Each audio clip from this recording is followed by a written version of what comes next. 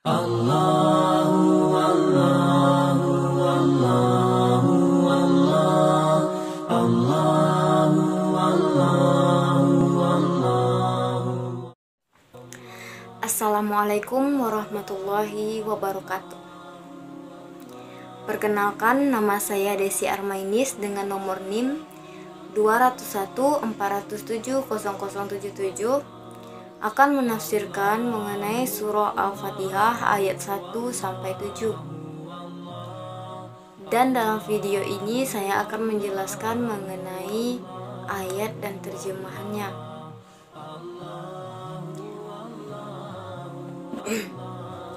Bismillahirrahmanirrahim. Dengan menyebut nama Allah yang Maha Pengasih lagi Maha Penyayang. Alhamdulillahi Rabbil Alamin. Segala puji bagi Allah Tuhan semesta alam.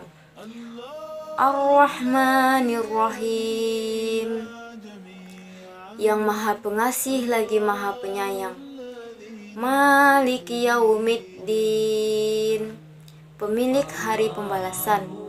Iyyaka na'budu wa iyyaka nasta'in. Hanya kepada Engkaulah kami menyembah dan hanya kepada Engkaulah kami memohon pertolongan. Ihdinas siratal mustaqim, tunjukilah kami jalan yang lurus. Siratal ladzina an'amta alaihim ghairil maghdubi alaihim waladdallin. Amin.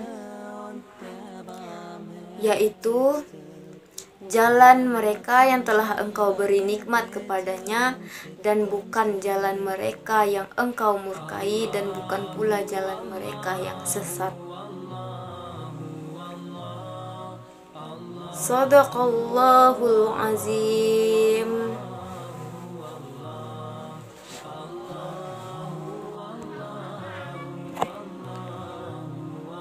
Selanjutnya kita akan membahas terjemahan dan tafsirannya dalam video ini, di mana ayat pertama berbunyi Bismillahirrahmanirrahim, dengan menyebut nama Allah yang Maha Pengasih lagi Maha Penyayang. Dengan menyebut nama Allah, maka apapun yang akan kita lakukan jika mengawali dengan menyebut namanya, insya Allah pekerjaan atau apa yang kita lakukan itu akan terasa lebih mudah dan indah hasilnya. Mengapa demikian? Karena apapun yang akan kita lakukan, jika itu didasarkan atau dikarenakan hanya karena Allah Ta'ala, maka pekerjaan tersebut juga merupakan amalan bagi seseorang. Jadi alangkah baiknya jika kita melakukan sesuatu diawali dengan membaca basmalah atau menyebut nama Allah. Nah, kemudian ayat kedua. Ayat kedua yang berbunyi Alhamdulillahi Rabbil Alamin. Segala puji bagi Allah, Tuhan semesta alam. Allah itu Esa. Allah lah yang menciptakan dunia dan isinya. Allah menciptakan kehidupan dan makhluk-makhluk yang lainnya selain manusia. Allah menciptakan seluruhnya hanya untuk menyembah kepadanya. Jadi ingkar kita bila kita menyembah selain Allah dan memohon selain Allah. Allah yang telah menciptakan alam semesta, puji syukur kita hanya tertuju kepadanya. Dan hanyalah Allah yang berhak menerima pujian tersebut. Jika kita memuji seseorang atas kehebatan atau kesuksesannya, maka pujilah dia dengan dikarenakan Allah Subhanahu wa Ta'ala. Sadarilah jika kehebatan atau kesuksesan dari seseorang itu merupakan kehendaknya. Tanpa kehendaknya tidaklah akan terjadi sesuatu. Jadi, janganlah memuji seseorang hanya sebatas ria, tapi pujilah dia karena Allah. Kemudian ayat 3 yang berbunyi Ar-Rahmanir-Rahim, yang maha pengasih lagi maha penyayang. Nah, jadi ayat ketiga ini mengulangi lagi lafaz basmalah atau bismillah, menyebut nama Allah tadi. Mengapa demikian harus diulang? Ini sebagai pengingatan bagi kita. Pengingat jika Allah lah yang maha pengasih lagi maha penyayang. Tidaklah dia menciptakan makhluknya tanpa rasa kasih sayang. Allah yang maha pengasih lagi maha penyayang. Dia berikan kita nyawa, dia berikan nikmat, dia berikan kita rizki. Dan dia hanya berharap kita dapat menyembah, bertakwa kepadanya. Jadi oleh sebab itu, kita tidak boleh ingkar atau melupakan sejatinya manusia mengapa diciptakan di dunia ini. Kemudian kita lanjutkan ayat keempat yang berbunyi Maliki Yaumiddin, pemilik hari pembalasan. Tidak ada yang tahu kapan hari kiamat akan datang dan kapan hari pembalasan itu akan berlaku. Seperti apa di hari pembalasan, tidak ada yang tahu selain Allah Subhanahu wa Ta'ala. Mengapa tidak dikatakan saja pada ayat keempat ini pemilik hari kiamat? Karena pada akhirnya yang dinanti itu adalah hari pembalasan. Di sanalah segala amal baik dan amal buruk seseorang akan terbalaskan. Jadi amalan yang baik akan terbalaskan di sana dengan kebaikan yang luar biasa. Sedangkan amalan yang buruk, maka terimalah apapun yang akan diterimanya di hari pembalasan kelak. Karena sesungguhnya Allah telah memperingatkan kita jika hari pembalasan itu akan datang kepada kita. Dan dunia ini hanya sementara, tidak ada yang bisa dibanggakan. Hidup yang kekal itu adalah hidup di akhirat. Setelah hari pembalasan, maka ditentukanlah posisi kita, apakah di surga apa di neraka Allah. Kemudian lanjutkan ayat kelima. Iyyaka na'budu wa iyyaka nasta'in. Hanya kepada Engkaulah kami menyembah dan hanya kepada Engkaulah kami memohon pertolongan. Tidaklah ada satupun tempat kita menyembah ataupun memohon pertolongan selain Allah Subhanahu wa Ta'ala. Ibadah yang kita lakukan hanya karenanya. Menyembah hanya Dialah yang berhak disembah, bukanlah patung, bukanlah matahari, berhala, dan lain sebagainya. Sudah banyak kita dengar dari kisah-kisah para nabi, di mana Allah menunjukkan kekuasaannya yang luar biasa. Jika Allah murka melihat hambanya mempersekutukannya, menyembah berhala, meminta kepada berhala. Seperti yang kita ketahui, masih banyak orang-orang yang percaya atau meminta kepada hal-hal gaib, sementara Allah sudah mengatakan janganlah untuk mempersekutukannya, karena itu adalah dosa yang sangat besar. Allah itu Esa, Dia yang menciptakan segalanya, maka Dialah yang akan kita sembah. Allah tidaklah beranak. Allah menciptakan kita, tetapi Allah tidak diciptakan. Maka sembahlah Dia, memohonlah kepada Dia apapun yang akan terjadi. Jika datang pertolongan dari seseorang, maka seseorang itu merupakan perantara dari Allah untuk membantu kita. Kemudian kita lanjutkan kepada ayat ke-6. Ihdinas siratal mustaqim. Tunjukilah kami jalan yang lurus. Jalan yang lurus dimaksud adalah jalan yang penuh dengan nikmat. Jalan yang diridhoi oleh Allah Subhanahu wa taala. Jalan yang menjauhi kemungkaran Allah Subhanahu wa taala. Jalan yang dianjurkan oleh Nabi Muhammad SAW menuju pintu surga. Kemudian ayat terakhir, Siratal ladzina an'amta 'alaihim ghairil maghdubi 'alaihim waladdallin. Amin. Siratal ladzina an'amta 'alaihim ghairil maghdubi 'alaihim waladdallin.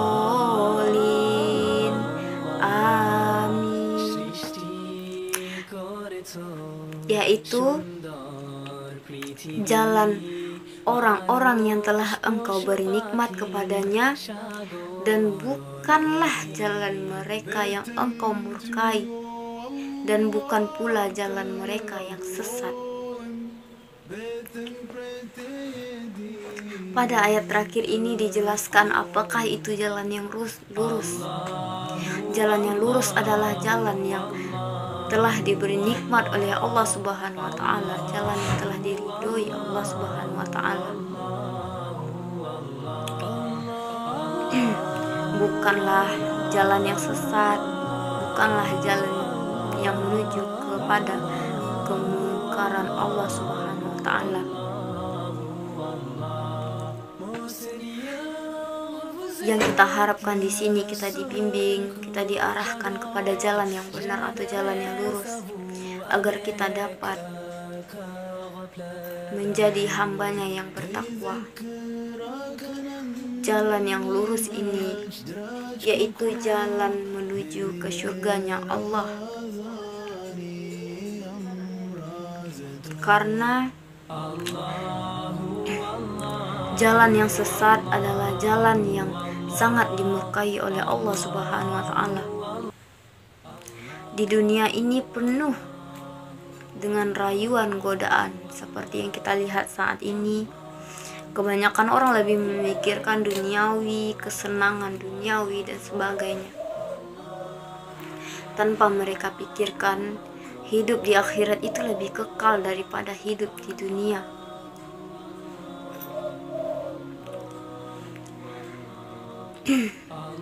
Oleh karena itu, memintalah kepada Allah, memohonlah kepadanya agar kita selalu diberi kesehatan, kekuatan dalam menjalankan sesuatu di jalan yang benar.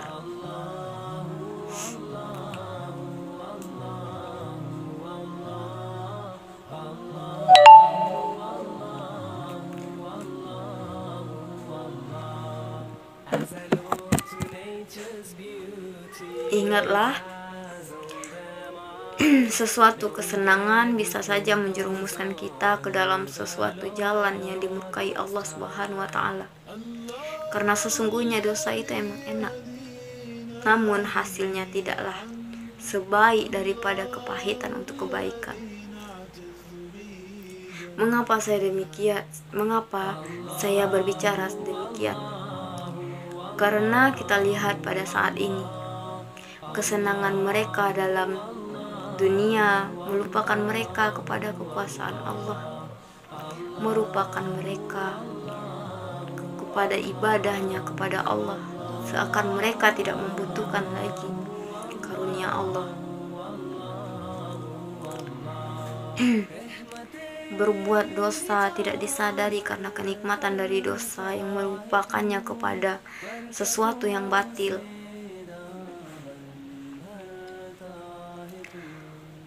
Makanya daripada itu, tingkatkanlah takwa kita kepada Allah Subhanahu wa Ta'ala. Berbahagialah di dunia hanya sekedarnya karena Allah Subhanahu wa Ta'ala. Jadi pada intinya, apapun itu yang akan kita lakukan, lakukanlah karena Allah. Insya Allah apapun yang akan kita lakukan itu menjadi amalan yang soleh, amalan yang baik untuk diri kita sendiri, dan hasilnya insya Allah akan memberikan hasil yang sesuai dengan usaha kita sendiri.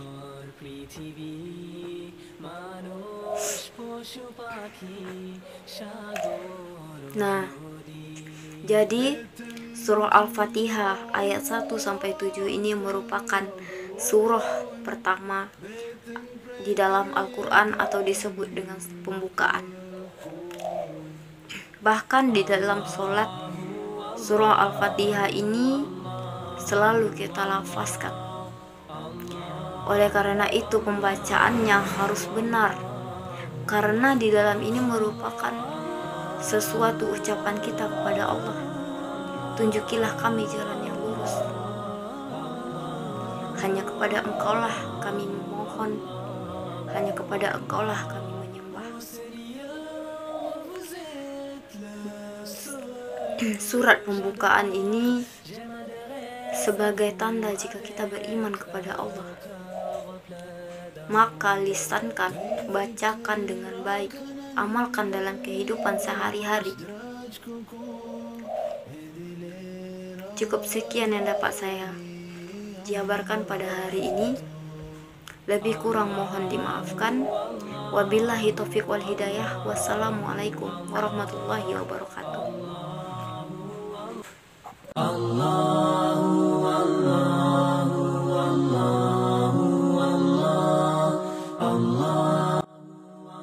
Jadi kesimpulannya pada hari ini yaitu jika seseorang merasa dia selalu diawasi oleh Allah Subhanahu wa Ta'ala, maka apapun yang akan dia lakukan, dia akan selalu menyebut nama Allah dan mengerjakannya karena Allah. Bahwasanya jika seseorang yang tidak merasa dirinya diawasi oleh Allah Subhanahu wa Ta'ala, dia akan mengerjakan apapun yang tidak baik, yang tidak diridhoi oleh Allah Subhanahu wa Ta'ala. Sedangkan jika orang yang merasa dirinya selalu diawasi oleh Allah Subhanahu wa Ta'ala, maka dia akan mengerjakan sesuatu yang baik, sesuatu yang diridhoi oleh Allah Subhanahu wa Ta'ala. Wallahu alam. Apapun yang dikerjakan seseorang apabila dia mengerjakannya karena Allah, bukan karena orang lain atau mengharapkan pujian dari orang lain, insya Allah dia akan mendapatkan rahmat yang begitu besar dari Allah Subhanahu wa Ta'ala, dan pekerjaan yang ia lakukan menjadi sebagian ibadah untuk amal kebaikannya.